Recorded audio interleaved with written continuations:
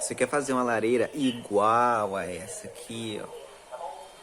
Perfeita, funcional, bem bonita e com pouca grana.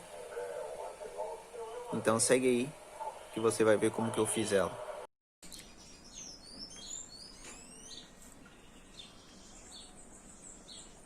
Já vai dar já? Tá gravando? Acho que tá. E aí, sou o Rodrigo aqui do Garagem Arts e eu faço faço alguns servicinhos assim de WTP, pintura hidrográfica, né? Pra quem não conhece. Mas capacetinho da hora aí, ó. Ficou massa, né?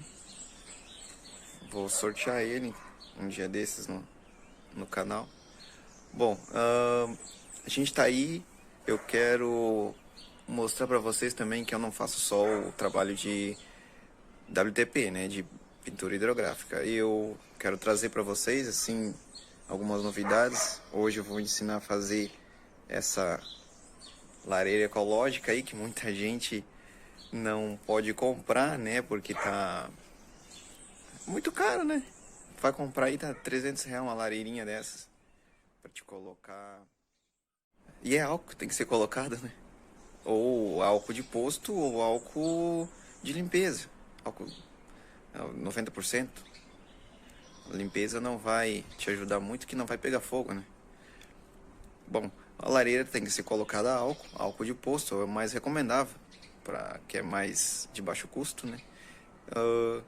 Eu vou estar ensinando aqui como é que vocês vão fazer passo a passo essa lareira ali, que eu peguei ela com um vasinho, um vaso desses feito de concreto mesmo, um vaso de concreto, umas pedrinhas que eu peguei no rio. Peguei essas pedrinhas aqui no rio para colocar de enfeite, né? Coloquei em roda também da lata, de uma lata de